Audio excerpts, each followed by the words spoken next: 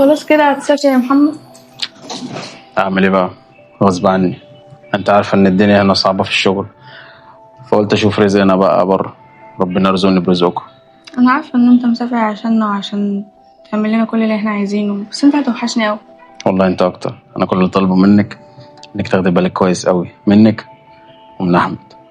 حاضر. اكيد. خلي بالك من نفسك. اوعى تغزليني. ماشي. خلي بالك من نفسك. وانت كمان.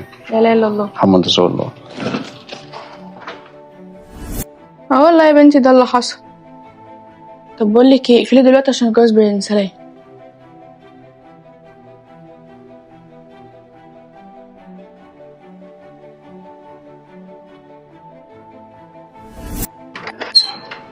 ازيك يا محي، عامل ايه؟ الحمد لله. يا دي عامل ايه؟ ايه يا اخويا، عامل ايه؟ يا بنتي عامل ايه؟ احمد عامل ايه؟ كويس الحمد لله، انت عامل ايه؟ الحمد لله. وجوزك عامل ايه؟ والله من ساعه ما سافر ما اعرفش عنه حاجه.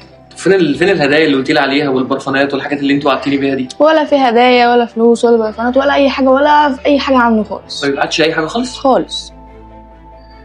ما بقالوش مده يعني كبيره مسافر. نعمل ايه وانتي طيب؟ مقضيها ازاي ولا بتصرفي منين ولا ايه الدنيا؟ والله هو بحاول اشوف شغل الفتره الجايه، اعمل ايه طيب؟ طبعا احمد برضه عايز مصاريف. اهو هعمل ايه بقى؟ خلاص بصي، خدي دول لغايه ما ايه ربنا يفرجها. ماشي؟ ربنا ما يخليك يا جوزك اخويا. ده يبعت اي حاجه.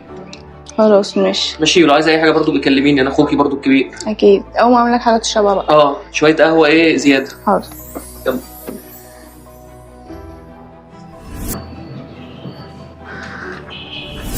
راجل اللذيذ دولارات اهي وفلوس مش عارف انا والله العظيم. طب بتدعي الفقر ليه؟ يلا. اتفضل قهوه. ماشي. بصي انا هاخد بق وامشي عشان ايه؟ عشان عندي شويه مشاكل كده ايه في المعرض. تمام. خلاص ماشي. يلا. عايز اي حاجه؟ لو عايز اي حاجه كلميني. ماشي. وبيسلميني على احمد. الله يسلمك. يلا سلام. سلام. يا احمد. يا دي.